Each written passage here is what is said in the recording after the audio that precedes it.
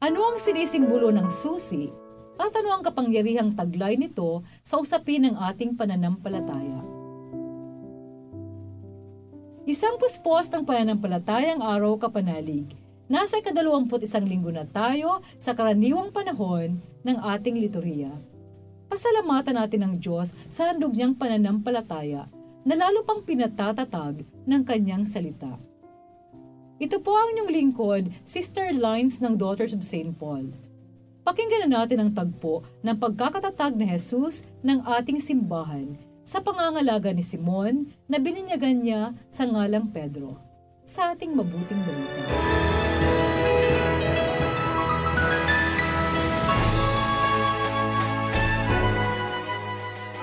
Pumunta si Jesus sa may dakong Cesarea ni Filipo.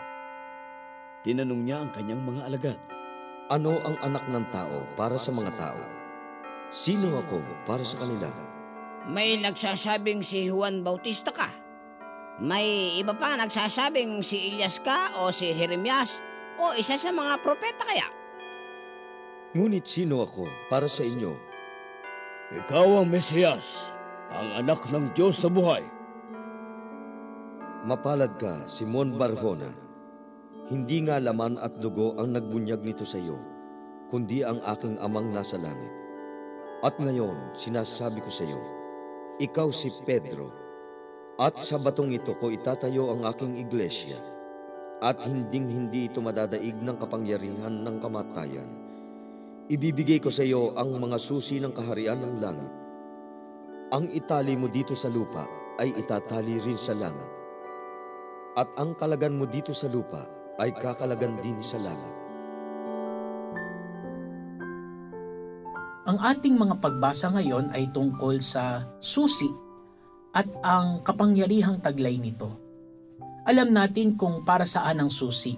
Ginagamit natin ito sa pagsasara o pagbubukas.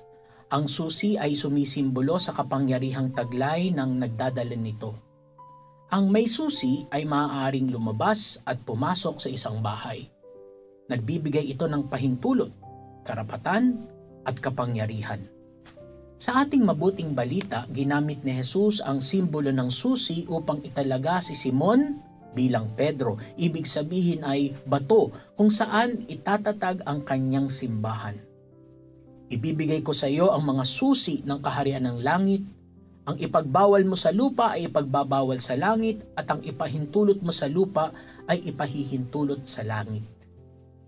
Mga kapanalig, ang kapangyarihang ito ay ang ipinasa ni Pedro sa kanyang mga kahalili, ang Santo Papa at ang mga obispo.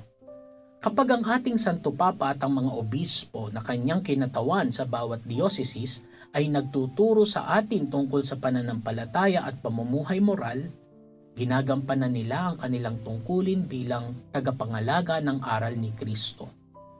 Kaya, maaari nating sabihin na ang kapangyarihan ng susi ng langit ay hindi lamang para kay Pedro. Ito rin ay para sa simbahan. Tandaan natin na tayo ang simbahang itinatag ni Kristo at nasa atin ang susi ng kaharian ng langit.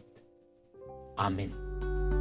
Mga kapanalig, support Pauline's online ministry. Subscribe, like, and follow us on Facebook, YouTube, Instagram, Twitter, TikTok, Spotify, Google, and Apple Podcast. Maraming salamat po. At sa lahat na nagme-message sa amin na humihingi ng panalangin para sa iba't ibang intensyon, asahan po ninyong ipinagdarasal namin sa Diyos ang inyong mga kahilingan.